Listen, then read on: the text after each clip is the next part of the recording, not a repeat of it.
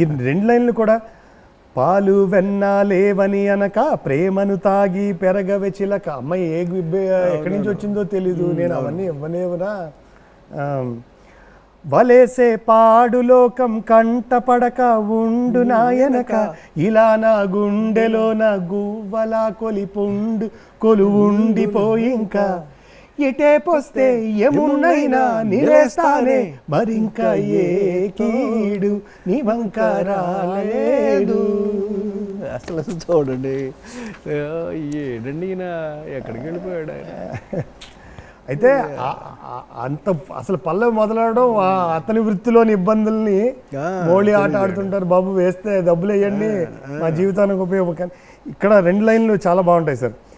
ఇనామిచ్చే నవాబుంటే సలామంటాం, విదల్సని బాబుంటే double దండాలంటాం. ఇచ్చేవాడికి 1 నమస్కారం, ఇవ్వనివాడికి 2 నమస్కారాలు అన్నాడు. అబ్బాబా ఇలాంటి ఎన్ని రకాల ఒదిగిపోయి అసలు అద్భుతం సార్. ఇది ఇలాంటి ఈయనే మళ్ళీ తిరిగి బాగా డెప్త్లోకి ఉండి కథ మొత్తం చదువుకుని కథ మొత్తం అందులోకి ఇమిడ్చేటటువంటి, అంటే చిలకలాగా ఇమిడ్చేటటువంటి మళ్ళీ ఇంకొక సందర్భం ఆయనకి ఎదురైనప్పుడు రాశాడండి పాట. మాట ఇవ్వమ్మా చెల్లి మరిచిపోకే నా తల్లి. అబ్బబ్బబ్బబ్బబ్బా ఏమిటండి అసలు ఆ కళలోంచి జారు.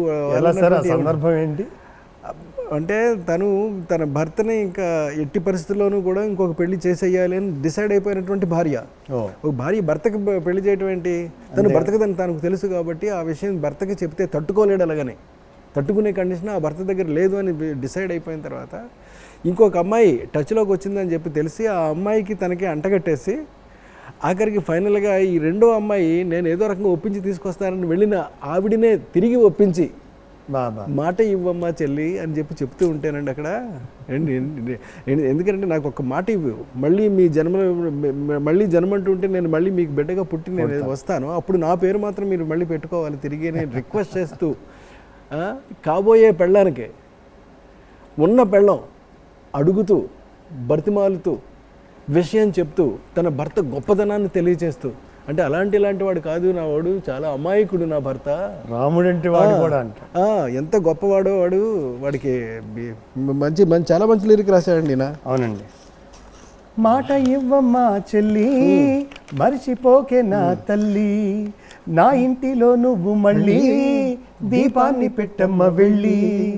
అందులోనే 25 ఏళ్ల పెనిమిటి అయినా పాపాయిలా చూసుకున్నా ఆశలన్నీ నీలో చిగురించ, మట్టి పాలవుతున్న నా ఆశలన్నీ నీలో చిగురించాలి, అప్పగిస్తున్నాను నిన్నే నమ్మి నిత్యం కొలిచే నా రాముడిని. నిత్యం కొలిచే నా రాముడిని నేను నీకు అప్పచెప్తున్నాను. ఆ రాముడు ఎంత గొప్పవాడో చెప్తాడండి. అది అంటే 25 ఏళ్ల పెనిమిటి అయినా పాపాయిలా చూసుకున్నా, కాలు జారుతుందో ఏమో అని కళ్ళలోనే దాచుకున్నా, కన్న బిడ్డ కన్నా మొగుడు మీదనే నా బెంగ ఎల్లప్పుడు. చూడండి, నా బెంగ ఎల్లప్పుడు బెంగ చూసారు. అంటే ఏమవుతుందో అనుక్షణం ఫాలో అయ్యేటటువంటి భార్యకి భర్త పట్ల బెంగే ఉంటుందండి. ఎందుకంటే ఏమవుతుందో, అయ్యో తిన్నాడో లేదో, సమయానికి ట్యాబ్లెట్లు అయ్యి వేసుకున్నాడో లేదో, ఎంత ఆలోచిస్తుంది చూడండి, ఎంత దూర ఆలోచన ఉండుంటుంది ఆవిడికి.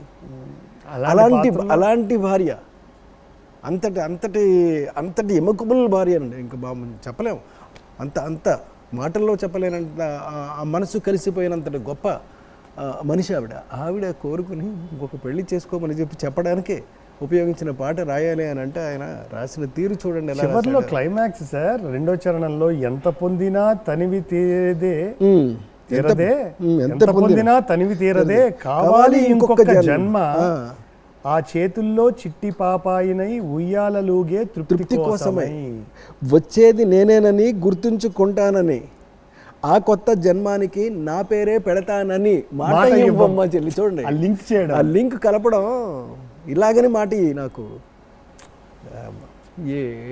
ఎన్నిసార్లు చెప్పను నేను, తిరిగి రాడు ఇక అంతే. అయితే ఇలాంటి సందర్భం, ఇంత డెప్త్ ఉన్న సందర్భం, అంటే మీ స్టోరీయే అసలు అలాంటి ఒక అంటే రొటీన్కి భిన్నంగా ఉండే స్టోరీ. అందరూ పెళ్ళికి ఆహ్వాన పత్రికలు ఇస్తారు, మీరు అందులో విడాకులకు ఆహ్వాన పత్రిక ఇచ్చారు. రెండు పాటలు అంటే పెళ్లికి అయినప్పుడు వచ్చేటువంటి పాట దేవతలారా రండి, అంటే ఒక హీరోయిన్ తన మనసులో పెళ్ళవుతోందని, అది రొటీన్గా ఉండేటువంటి పాట.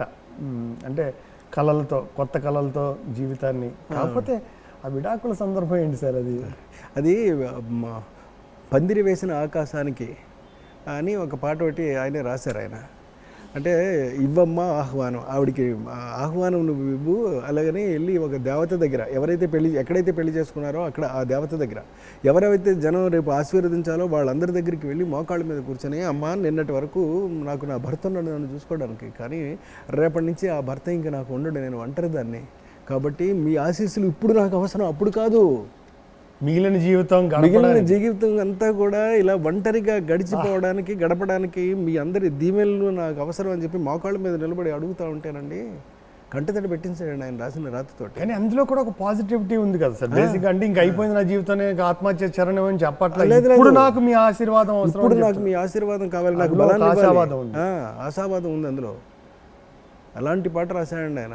ఇప్పుడు ఫస్ట్ పాట ఏమో ఇది అందరికీ తెలిసిన పాట సార్. అవునవును. దేవతలారా రండి మీ దీవెనలందించండి, నోచిన నోములు పండించే నా తోడును పంపించండి, కలలో ఇలలో ఏ కన్నెకి ఇలాంటి పతిరాడనిపించే వరుణ్ణే వరముగ ఇవ్వండి, కని విని ఎరుగని వేడుకతో వివాహం జరిపించాలండి. ఇది అందరికీ తెలిసిన పాట సార్. అంటే అదే ట్యూన్కి అదే సందర్భానికి మీరు చెప్పిన పందిరి వేసిన ఆకాశానికి ఇవ్వమ్మ ఆహ్వానం అని ఇదే ట్యూన్లో మళ్ళీ చేయడం జరిగింది. కానీ మళ్ళీ ఈ పాటకి అమ్మాయి అంతరంగానికి బాలుగారి చేతి పాడించారేంటి సార్? మామూలుగా అమ్మాయి అంతరంగాన్ని ఆవిష్కరించడానికి ఫీమేల్ సాంగ్ పెడతారు కదా, సాధారణంగా పెడతారండి.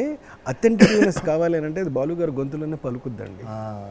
అంటే కంగుమన్నటువంటి ఇది అక్కడికి వచ్చేటప్పటికి బేలతనం ఉండకూడదు. ఇప్పుడు మాట ఇవ్వమ్మ చెల్లి ఉందనుకోండి, అక్కడ చిన్న బేలతనం ఉంటుందండి. ఆ బేలతనాన్ని ఎక్స్ప్రెస్ చేయాలి, బేలతనమే అక్కడ పాయింట్. కానీ ఇక్కడ అలా కాదండి, తనలో గూడు కట్టుకున్నటువంటి ఒక ధైర్యం, ఒక నమ్మకం, వివాహ వ్యవస్థ మీద తను చేస్తున్నటువంటి వేసిన ప్రశ్నలు, ఇవన్నీ కూడా తనని రాటు తేల్చేసినాయండి. ఇప్పుడు తన మీద పాడే పాట బాలుగారు పాడకపోతే ఎవరు పాడగలరు? అందుకనే హోమన్ అందులో ఆయన గొంతు ఉండాలి అని ఆలోచించుకు పెట్టినటువంటి పాట అండి. మన గొంతే ఉండాలి అక్కడ. మంచి ఆన్సర్ సార్. అంటే అది ప్రతి దాంట్లో ఇప్పుడు మీరు అన్నట్టుగా సంధించిన ప్రశ్నలు భగవంతుడికే ఉన్నట్టుంటాయి. అవునా? ప్రతి మనువు స్వర్గంలో ముందే ముడిపడుతుందా, ఆ మాటే నిజమైతే ఈ చట్టం విడగొడుతుందా, నీ రాతకు ఎంత సత్యం ఉందో చూద్దువు బ్రహ్మయ్యా, రావయ్యా చూద్దు అని, నీ సాక్ష్యం ఎంత విలువైందో ఓ అగ్ని చూడయ్యా, నువ్వు రామా ఓ అరుంధతి, ఇదే నీ దర్శన ఫలమైతే ఎటైనా దాగిపోవమ్మా. ఎంత డెప్త్లోకి చెప్పింది. అరుంధతి నక్షత్రాన్ని, వేదాలని అన్నింటినీ జవాబుదారీగా పెట్టేశారు సరే. మొత్తం టోటల్గా ఎన్నింటిని తీసుకొచ్చి అక్కడ ఆయన వేశారో చూడండి. ఇదే నీ దర్శన ఫలమైతే ఎటైనా దాగిపోవమ్మా, వెళ్ళిపో. ఎందుకు ఫలితం లేనప్పుడు ఎందుకు? ఇది రిజల్ట్ అయితే నువ్వెందుకు, నీ దర్శనం ఎందుకు? యువతల అగ్నిని ప్రశ్నించింది. నీ చుట్టూ తిరిగితే ఇదా ఫైనల్గా ఫలితం బట్టి విడదీయకుండా ఉండడం కోసం కొంగుముడి వేసుకుని గుండ్రంగా తన చుట్టూ తిరిగి 7 సార్లు చేస్తే, కానీ ఇడిపోయే పరిస్థితి వస్తే నువ్వేమి కాయలేవన్నమాట. మరి ఇంకెందుకు? చూడండి, అరుంధతి నక్షత్రాన్ని ఇద్దరిని కలిపి ఒకేసారి చూపెడతారు చూడమని చెప్పి, చూస్తే నువ్వు ఇది ఇంక ఈ విడాకులని ఆపలేమన్నమాట. ఇంక నువ్వెందుకు? చూడండి ఎలా ప్రశ్నించిందో ఒక్కొక్కటి అలా ప్రశ్నించుకుంటూ వెళ్ళింది. కాబట్టే ఈ ప్రేక్షకుల దేవుడు ఆ సినిమా 150 రోజులు ఆడిందండి. పందిరి వేసిన ఆకాశానికి ఇవ్వమ్మ ఆహ్వానం, పీటలు వేసిన ఈ నేలమ్మకి ఇవ్వమ్మ ఆహ్వానం, నువ్వు రామ్మా ఓ వేదమా, విడాకుల పత్రిక అందుకొని వెంటనే వేంచేయుమా, దంపతుల విడదీసే మంత్రం కొత్తగా నేర్చుకోవమ్మా. ఇక్కడేమో ఈ 2 పాటలు ఆయన చేత రాయించాను. దేవతలారా రండిని ఈ పందిరి వేసిన ఆకాశానికి ఒకటే చూను, అవును, చూనులో మార్పే ఉండదండి. ఇలాంటి సందర్భమే నాకు ఎగిరే పవర్లో ఎదురైనప్పుడు నేనేం చేశానంటే అక్కడ 2 డిఫరెంట్, ఒక అమ్మాయి చాలా ఉత్సాహంగా, చాలా అంటే మహా ఉల్లాసంతో ఎగిరి పడుతూ బంతిలాగా పాడుకుంటేటటువంటి ఒక పాట అండి. మాఘమాసం ఎప్పుడొస్తుందో మౌన రాగాలెన్ని నాళ్ళు, అది పాట. అదే పాటనే గుండె గూటికి పండుగొచ్చింది అంటూ ఈయన రాశారు. ఆయన నాకు ఇక్కడ కావాల్సింది ఏంటంటే ఇది ఒక ఫీల్ అండి, ఈ ఫీల్ వేరు, ఇది కంప్లీట్ ట్రెడిషనల్ టచ్ ఉండే యాంగిల్లో నేను షూట్ చేసుకోవాలి కనుక నేను ఇది ఆయన అడిగి అలా రాయించుకున్నాను. ఇది గుండె గూటికి అండి, గుండె గూటికి. అదేమో మాఘమాసం ఎప్పుడొస్తుందో ఇది. ఇప్పుడు ఈ సందర్భంలో మీకు ఈ 2 పాటల యొక్క డిఫరెన్స్లు అలాగా, అది అక్కడ అమ్మాయి పాడుకునేది, ఇక్కడ వీళ్ళిద్దరూ కలిపి కలలు కనేటటువంటి రేపటి రోజు గురించి వీళ్ళు పాడుకునేది. ఈ 2 పాటలు ఇలా ఉండగా నేను ఎందుకు ఇద్దరికి అప్పచెప్పానంటే అది వేటూరు గారు రాశారు. మాఘమాసం, ఇదేమో శాస్త్రి గారు రాశారు. దానికి కారణం ఉందండి. శాస్త్రి గారు బాగా లోపలికంట వెళ్ళి కేవలం భావాన్ని ప్రధానం చేసుకుని రాస్తారు, కానీ వేటూరి గారు రిథంని ప్రధానం చేసుకుని రాస్తారండి ఆయన. అది మాఘమాసం ఎప్పుడొచ్చిందో మౌన రాగాలెన్ని నాళ్ళు, చూసారు కట్టింగ్ పర్ఫెక్ట్గా అలా కూర్చుంటుందండి. ఈ దాంట్లో ఫీల్ ఉంటుంది, గుండె గూటికి పండుగ వచ్చింది. చూడండి ఎంత అందాన్ని ఈయన తొణికిస్తలాడిస్తున్నాడు అక్కడ. వచ్చినటువంటి పండగ గురించి ఆయన చెప్పేటటువంటి భావాన్ని ఎంత పొందిగ్గా పెట్టుకుంటూ అల్లుకుంటూ వెళ్తున్నాడు. ఇది ఈయన శైలి, అది ఆయన శైలి. దర్శకుడిగా వాళ్ళిద్దరిని వాళ్ళు అలా వాడుకోవడం మీ శైలి, కానీ వాడుకుందాం అంటే ఇప్పుడు ఇద్దరు కూడా లేరండి. చాలా అద్భుతం సార్, చాలా చాలా మంచి విషయాలు చెప్పారు. యాక్చువల్గా మీ పాటలను చెప్పుకుంటూ పోతే ఇంకా చాలా ఉన్నాయి, ఎందుకంటే మీ సినిమాలు అలాంటివి ఇప్పటికి కూడా పిల్లలకి ఒక మంచి సంస్కారవంతమైన హాస్యాన్ని చూపించాలన్నా, ఒక విలువలు ఉన్నటువంటి సినిమాలు చూపించాలన్నా, అంటే మన రేలంగి గారు, రమణారెడ్డి గారు అలాంటి యుగం తర్వాత నెక్స్ట్ మన జనరేషన్కి వచ్చేసరికి ఒక మంచి comedy cinema, healthy comedy cinema పిల్లలు ఈ జనరేషన్ వాళ్ళకి చూపించాలని మీ సినిమాలో చూపించాలి. అంతటి నాకు స్టోరీ ఎక్కడికి వెళ్ళినప్పటికీ కూడా ఎప్పుడు సార్ మీ నెక్స్ట్ సినిమా, ఎప్పుడు సార్ అని అంటూ ఉంటే నాకు అసలు ఎంత ఉత్సాహం వచ్చేస్తుంటుంది అంటేనండి అది చూస్తూ ఉంటే, అవును నేను ఇంకా సినిమా చేయకపోవడం ఏంటి, ఎందుకు నేను అసలు ఈ గ్యాప్ నేను ఎందుకు ఇచ్చానని పశ్చాత్తాపడుతూ ఉంటానండి. నేను చాలా తప్పు చేశానని ఒప్పుకుంటానండి. ఒప్పుకుని ఏమైనా సరే వీళ్ళందరినీ నవ్వించాలి, వీళ్ళందరినీ ఫీల్ అయ్యేటట్టు, అంటే గుండె లోతుల్లోకి ఒక్కసారి చిన్న వీణ మీటినట్టు మేటాలి వీళ్ళ గుండెల్ని. వీళ్ళందరినీ అసలు పిల్లలతో సహితం అందరూ కూర్చొని పక్క నవ్వాలి. అలా అని నేను స్క్రిప్ట్ రెడీ చేసుకున్నానండి. బహుశా పండుగ వెళ్ళిన తర్వాత స్టార్ట్ చేస్తాను. అద్భుతం sir, thank you, waiting for it. And చివరిగా మీరు ఇంత సుదీర్ఘమైన ప్రయాణంలో సిరివెన్నెల సీతారామ శాస్త్రి గారు అనే ఒక వ్యవస్థ గురించి, నేను వ్యక్తి అంటలేదు, ఆయన గురించి మీ మాటల్లో తెలుగు సినిమాకి ఆయన కాంట్రిబ్యూషన్ గురించి చెప్పాలి అంటే క్లుప్తంగా. మనం ఒక మహాసముద్రం దగ్గరికి వెళ్ళండి, చెంబు పట్టుకెళ్తే చెంబుడు నీళ్ళు అయితే తెచ్చుకోగలము, అదే లారీ వేసుకుని వెళ్ళిపోతే లారీ నీళ్ళు తెచ్చుకోగలము, అదే పైప్ వేసి తోడేస్తే ఎంతైనా సరే తెచ్చుకోగలం. కానీ ఎంత తెచ్చుకున్నా, ఎంత తోడినా, ఏం చేసినప్పుడు కూడా ఎప్పటికీ ఎండిపోయినటువంటిదండి. అది ఒక అక్షయ పాత్ర, అది ఒక అక్షయ పాత్ర. అది సీతారామ శాస్త్రి గారు అంటే. అద్భుతం సార్, అద్భుతం. Thank you so much sir. బాబాయ్ సమక్షంలో ఇది జరిగి ఉంటే ఇంకా అద్భుతంగా ఉండేది, కానీ వారు వింటున్నారు, వారు చూస్తున్నారు. చాలా మంచి విషయాలు మీతో పంచుకోవడానికి అవకాశం ఇచ్చిన మీకు మరొక్కసారి ధన్యవాదాలు సార్. నమస్తే అండి, థ్యాంక్ యూ.